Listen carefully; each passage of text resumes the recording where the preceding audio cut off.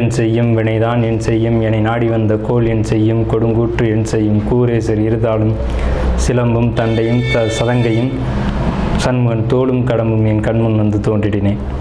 நம்ம இந்த வீடியோவில் பார்க்கக்கூடிய தலைப்பு அப்படிங்கிறது ராகுகேது பயிற்சி. எப்போவுமே ஒரு வருடத்தில் ராகுகேது பயிற்சி ஆகும்போது மக்கள் வந்து ஒரு எதிர்பார்ப்பு இருக்கும். இந்த கிரக பயிற்சியில் நமக்கு என்ன நன்மைகள் இருக்குது, என்ன தீமைகள் இருக்குது அப்படின்றது பொதுவாக எல்லாருக்குமே ஒரு எதிர்பார்ப்பு அப்படிங்கிறது இருக்க தான் செய்யும். அந்த வகையில் வந்துட்டு இந்த ஆண்டினுடைய ஆங்கில தேதியானது மே மாதம் 18ஆம் தேதி அன்னைக்கு தமிழ் வருஷம், அதாவது புத்தாண்டு, தமிழ் புத்தாண்டு பிறக்க போகுது.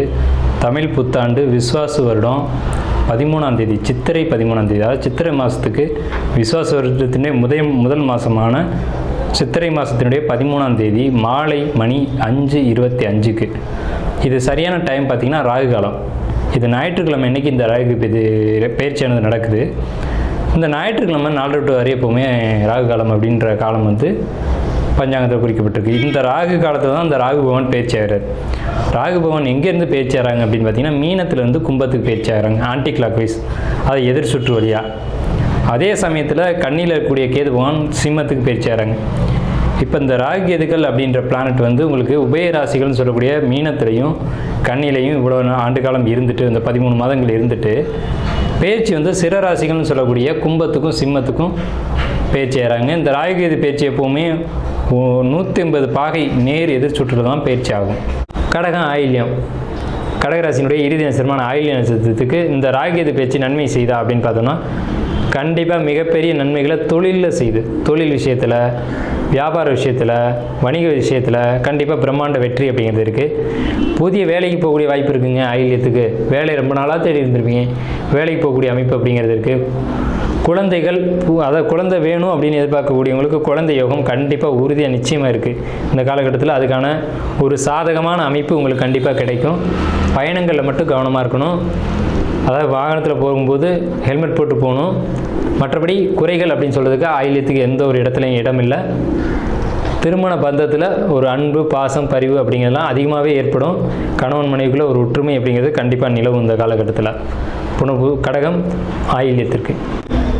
இந்த வீடியோவில் நம்ம பார்க்கக்கூடிய விஷயம் அப்படிங்கிறது கடகராசிக்கு உண்டான ராகுகேது பயிற்சி பலன்கள். கடகம் அப்படின்னாலே அது இயற்கையினுடைய ஒரு தாய் வீடு அப்படின்னு பேர்.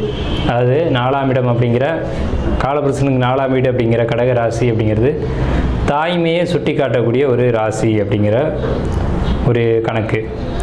இந்த ராசிக்கு ராகுகேது பயிற்சியானது மே மாதம் 18ஆம் தேதி அன்னைக்கு மாலை 5:25க்கு, அது சரியான தமிழில் சொல்லணும் அப்படின்னா விஸ்வாசு வருடம் சித்திரை மாதம் 13ஆம் தேதி அன்னைக்கு ஈவினிங், அதாவது மாலை டைமில் வரக்கூடிய 5:25க்கு ராகு காலத்தில் ராகு இந்த கடகத்துக்கு 9ஆம் இடத்துலேருந்து 8ஆம் இடத்துக்கும், கேது கடகத்துக்கு 3ஆம் இடத்துலேருந்து 2ஆம் இடத்துக்கும் பயிற்சி ஆகிறாங்க. இந்த பயிற்சி நன்மை செய்யுமா தீமை செய்யுமா அப்படின்ற ஒரு கேள்வி உங்களுக்குள்ள கண்டிப்பாக இருக்கணும். ஏன்னா கடந்த காலகட்டங்களில் நீங்கள் அனுபவித்த கஷ்டங்கள் கொஞ்சம் நெஞ்சம் அல்ல. இந்த கோச்சார சனியினால் 8ஆம் இடத்து சனி, பாரப்பா பானுமைந்தன் பால்மதிக்கு 8 நிற்க சிறப்பா சிரித்திட்டேன் ஜென்மனுக்கு அநேக துன்பம் செத்திறந்து போவதற்கோன்னு எண்ணம் கொள்வான்னு சொல்கிறாங்க பாடலில். இறந்து போயிடலாமான்ற எண்ணத்தில் நீங்கள் இருந்திருப்பீங்க. மைந்தன் பால்மதிக்கு 8 நிற்க செத்திறந்து போவதற்கு ஒரு எண்ணம் கொள்வான்னு சொல்கிறாங்க. ஸோ அப்படிப்பட்ட கஷ்டங்கள்லேருந்து மீண்டு வந்திருக்கீங்க. இனி வளர்ச்சியா வீழ்ச்சியா, வெற்றியா தோல்வியா, இதுதான் உங்களுடைய கேள்வி. கண்டிப்பாக என்னுடைய கருத்து அப்படிங்கிறது வெற்றி மட்டுமே அப்படிங்கிறது தான். எதுக்காக கஷ்டப்பட்டோன்றது முக்கியம். நம்ம கடந்த காலத்தில் கஷ்டங்களை அனுபவிச்சிருக்கோம். எதுக்காக கஷ்டப்பட்டிருப்போம்? ஒன்று நம்மளுடைய சொந்த வீடு அல்லது நம்மளுடைய சொந்த பொருள், இதில் ஏதேனும் ஒரு பொருளுக்காக, நம்மளுடைய உரிமை உள்ள ஒரு பொருளுக்காக கஷ்டப்பட்டிருப்போம். நம்மளுடைய பொருளை அடுத்தவங்க பொருள்னு சொல்லி உரிமை கொண்டாடி இருப்பாங்க, அதனால கஷ்டங்கள் ஏற்பட்டிருக்கும். இப்போ எப்போவுமே சனி பகவான் அதனால தாங்க சொல்கிறது நீதிமான். அவர் 8ஆம் இடத்துல இருக்க வரைக்கும் அங்கே உண்மைத்தன்மை என்னன்றதை உணர வச்சுட்டு 9ஆம் இடத்துக்கு போகும்போது உயர்ந்த பதவிகளை கொடுத்து, உயர்ந்த பதவிகளை மட்டும் கொடுக்கறது இல்லாமல் உங்களுடைய உடைமை பொருட்களை உங்கள் கையில் கொடுத்துட்டு போவாருங்க. சனி பகவான் யாருமே நெகட்டிவாக நினைக்காதீங்க. அவர் இயற்கையின் தலைவன் அவர், நீதியின் தலைவன் அப்படின்னு தான் சொல்லணும். நான் அப்படி தான் சொல்லுவேன். அப்போ இந்த கடக ராசிக்கு 9ஆம் இடத்துக்கு பயிற்சியாக இருக்கக்கூடிய சனி பகவான் இந்த ராகுகேது பயிற்சி காலகட்டத்தில் உங்களுக்கு நன்மை செய்வார் அப்படின்னா முழுக்க முழுக்க நன்மைகள் மட்டுமே செய்ய கடமைப்பட்டவர், எல்லளவு கூட தீமைகள் கிடையாது அப்படிங்கிறது என்னுடைய ஆணித்தரமான கருத்து. அதுக்காக எல்லாமே நன்மை நடந்துடும் அப்படின்னு நம்ம சொல்ல முடியாது. சின்ன சின்ன கஷ்டங்கள் எல்லாருக்கும் இயல்பாக வரக்கூடிய விஷயங்கள் வரும். அது எந்தெந்த இடத்துலன்றதை நம்ம பார்ப்போம் அடுத்தடுத்து. உங்கள் ராசிக்கு 12ஆம் இடத்து குரு 9 கூடவே 12. அப்போ தந்தை வழியில் ஏதேனும் இடர்பாடுகள், தந்தை வழி சொத்து கிடைக்கிறதுல ஏதாவது தடைகள் தாமதங்கள் அப்படிங்கிறது மட்டும் இருக்கும். டாக்குமெண்ட் பிரச்சனையை சந்திக்கக்கூடிய காலகட்டம் இது. டாக்குமெண்ட்னால தான் கடந்த காலகட்டத்தில் சங்கடங்கள், ஆனால் அது முடிவுக்கு வர வேண்டிய காலகட்டம் 9 சனி வரும்போது வரும். 8ஆம் இடத்து ராகு கவனம் தேவை. ஏன்னு கேட்டிங்கன்னா ராகு அப்படிங்கிறது மறைமுக கிரகம், தேவையற்ற கிரகம் அப்படின்னு பேர். தேவையில்லாத விஷயங்கள், தேவையற்ற விஷயங்களில் கவனம் செலுத்தக்கூடிய கிரகம் ராகு. போக கிரகம் அப்படின்னு பேர். போகங்களின் மீது தேவையில்லாத நாட்டங்கள் கொடுப்பார். இப்போ மொபைல் அடிக்ஷன் கூட ஒரு போகம் தான். ஒரு மொபைல் நோண்டுறோம், ஃபேஸ்புக் பார்க்குறோம், ஒரு 5 நிமிஷம் பார்த்தோம் அப்படின்னா நம்மளை மறந்து போயிடறோம்ல உள்ள. அந்த மாதிரியான மொபைல் அடிக்ஷன் உங்களுக்கு வேணாம் அப்படிங்கிறதான் அடியனுடைய தாழ்மையான கருத்து. ஸோ அந்த மாதிரி தான் கொடுத்துருவார் அப்படிங்கிறத நான் சொல்கிறேன். அதே இதை எப்படி பாசிட்டிவாக மாற்றலாம் அப்படின்ற ஒரு கான்செப்ட் இருக்குது. உங்களுக்கு 2ஆம் இடத்துக்கு ஏதுங்க, 2ஆம் இடம்ன்றது வாக்குஸ்தானம் அப்படின்னு பேர், பொருளாதார விஷயம் பேர். அப்போ பொருளாதாரத்தில் சின்ன சின்ன தடைகள், தாமதங்கள், இடையூறுகள் இதெல்லாம் கொடுப்பாங்க.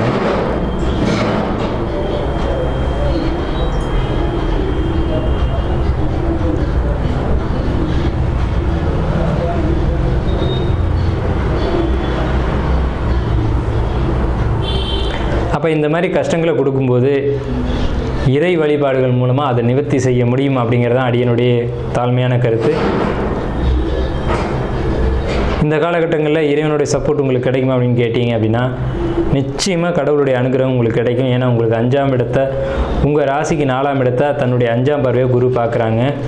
உங்களுடைய 6ஆம் இடத்தையும் உங்களுடைய 8ஆம் இடத்தையும் ஒரு சேர குரு பார்ப்பது அப்படிங்கிறது 2ஆம் இடம், 4ஆம் இடம், 6ஆம் இடம், 8ஆம் இடம், 2, 4, 8ஆம் இடங்களை பார்க்குறது அப்படிங்கிறது இந்த காலகட்டத்தில் உங்களுக்கு இறைவனுடைய ஒரு துணை அப்படிங்கிறது கண்டிப்பாக கிடைக்கும். இந்த காலகட்டங்களில் நீங்கள் என்ன செய்யணும் அப்படின்னா கண்டிப்பாக ஆலய வழிபாடுகள் அதிகமாக எடுத்துக்கணும். குறிப்பாக கணபதி, மனித முகமல்லாத தெய்வங்களுடைய வழிபாடு அப்படிங்கிறது உங்களுக்கு பெரிய சப்போர்ட்டை ஏற்படுத்தும். இருந்தாலும் சின்ன சின்ன மனக்குழப்பங்கள் இருக்க தான் செய்யும். ஏன்னா கடந்த காலகட்டங்களில் நீங்கள் சந்தித்து வந்த சம்பவங்கள் அப்படி. ஸோ காதல் விஷயங்கள் கசப்பை ஏற்படுத்தியிருக்கும். திருமணம் அப்படின்றது உங்களுக்கு ஒரு இனிமையான ஒரு அமைப்பை இப்போ கொடுக்கும். கணவன் மனைவிக்குள்ள ஒரு அன்பு, பாசம், பரிவு அப்படிங்கிறதுலாம் நிறையவே ஏற்படும். விட்டு கொடுத்து போகக்கூடிய ஒரு அமைப்பு அப்படிங்கிறது ஏற்படும். விட்டு கொடுத்து போகிறது அப்படின்றது சரியான ஒரு விஷயந்தான். ஒரு குடும்பத்தில் ஆண் உயர்ந்தா பெண் உயர்ந்தா அப்படின்றதுலாம் கிடையாது. 2 பேருமே ஒரே ஸ்தானத்தில் இருக்கக்கூடியவங்க தான். அந்த நிலையை நீங்கள் புரிஞ்சுக்கணும். ஸோ அந்த புரிதல் இந்த நேரங்களில் தான் உங்களுக்கு கிடைக்கும். கணவனோ மனைவியோ அடுத்தவங்களை கணவனையோ மனைவியோ புரிஞ்சக்கூடிய காலகட்டம் அப்படிங்கிறது இவங்க இப்படி தான், நம்ம இப்படி தான் நடந்துக்கணும் அப்படின்ற ஒரு தன்மைக்குள்ளே இந்த காலகட்டத்தில் கொண்டு வந்துடுவாங்க. திருமண உறவு அப்படின்ற ஒரு அமைப்பு ரொம்ப சூப்பராக இருக்கும் அப்படின்றத நம்ம சொல்லிடுறோம். 8ஆம் இடத்து ராகு பொறுத்த வரைக்கும் தேவையற்ற விஷயங்கள், தேவையற்ற பேச்சுவார்த்தைகள் இதிலலாம் கவனமாக இருக்கணும் அப்படிங்கிறத சொல்லிட்டோம். அதே மாதிரி யார்கிட்டையும் எந்த ஒரு கருத்து பரிமாற்றமும் வேணாம். உங்களுக்கு குழந்தைகள் வழியில் நல்ல ஒரு அனுகிரகம், அனுகூலம் அப்படிங்கிறது நிச்சயமாக கிடைக்கும். கடகராசிக்காரங்க யாராக இருந்தாலும் குழந்தைகளால் பெருமை, பேர், புகழ் அப்படிங்கிறது கிடைக்கும். குழந்தைகளுக்கு படிப்பு தடைகள் ஏற்படலாம் அப்படின்ற ஒரு அமைப்பு இருக்குது. குழந்தைங்க படிப்பை பொறுத்த வரைக்கும் நீங்கள் தான் கொஞ்சம் கவனம் செலுத்த வேண்டிய ஒரு காலகட்டம். அவங்களுக்கு படிக்கிறதுக்கான ஒரு அமைப்பை ஏற்படுத்தி கொடுங்க. வீடு கட்டக்கூடிய ஒரு யோகம் உங்களுக்கு இப்போ வருது. வீட்டை இடித்து கட்டக்கூடிய யோகம், அல்லது புதிய இடம் வாங்கி கட்டக்கூடிய யோகம். பழைய வீடு வச்சுருந்தீங்க அப்படின்னா பழைய வீட்டை இடித்து கட்டக்கூடிய யோகமான ஒரு அமைப்பு அப்படிங்கிறது இந்த காலகட்டத்தில் நிச்சயம் உங்களுக்கு ஏற்படும். ஸோ வீடு கட்டக்கூடிய அமைப்பு, இடம் வாங்கி போட்டுருப்பீங்க நம்ம நாளைக்கு முன்னாடி, அது இப்போ அந்த இடத்துல போய் வீடு ஆரம்பிக்கலாமான்னு ஒரு யோசனை கொடுக்கும். அது செய்யுங்க, கண்டிப்பாக நல்லாயிருக்கும். அதை கண்டிப்பாக செய்யுங்க அப்படின்னு தான் அடியனுடைய தாழ்மையான கருத்து. வீடு கட்ட போகிறீங்க, வீடு கட்டணும், வீடு கட்டுங்க அப்படிங்கிறதான் நான் ஆழமாக அழுத்தி சொல்கிறேன் நான் உங்களுக்கு. ஏன்னா உங்களுடைய 4ஆம் இடத்தை குருவான் 5ஆம் பார்வை பார்க்குறாரு. அது மிகப்பெரிய அதிர்ஷ்டம். வீடு கட்டிடுங்க, வீடு கட்டி கிரகப்பிரவேசம் பண்ணிடுங்க. இல்லை குழந்தைங்களுக்கு திருமணம் பண்ணணும், வயசு ஆகிடுச்சு சார், 25 வயசு 27 வயசு ஆகிடுச்சு அப்படின்னா கண்டிப்பாக திருமணத்துக்கு பொண்ணு பாருங்கள், வீட்டை கட்டிட்டு பாருங்கள். வீடு கட்டக்கூடிய அமைப்பும் திருமணம் செய்யக்கூடிய அமைப்பும் ஒரு சேர ஒரு காலகட்டத்தில் ஒரே மாதிரி உங்களுக்கு அமைஞ்சு வருது. மொத்தத்தில் நான் சிம்பிளாக ஒரு விஷயம் சொல்கிறேன். உங்கள் குடும்பத்துக்குள்ளே ஒரு சுப நிகழ்ச்சி நிச்சயமாக நடந்தேறும். சுப நிகழ்ச்சிகள் எதெல்லாம் இருக்கலாம்னா ஒன்று குழந்தைங்க பெரியவங்களாகிறதா இருக்கலாம், அல்லது வீடு கட்டக்கூடியதாக இருக்கலாம், அல்லது திருமண நிகழ்ச்சியாக இருக்கலாம், கிரகப்பிரவேசமாக இருக்கலாம், வீட்டை இடித்து ஆல்ட்ரு பண்ணுறதா இருக்கலாம், அல்லது புதிய மங்களமான காரியங்கள் இது ஒன்றும் அதுக்குள்ளே தான் அடங்கும்.